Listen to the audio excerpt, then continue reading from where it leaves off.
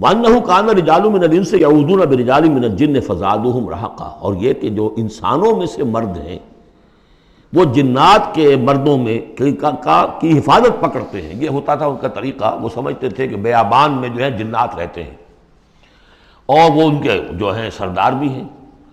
تو اب راستے نے پڑاؤ ڈالا ہے جنگل میں، تو سب سے پہلے کہتے تھے کہ ہم اس جنگل کے، اس بیابان کے جنات کی ہم پناہ میں آتے ہیں.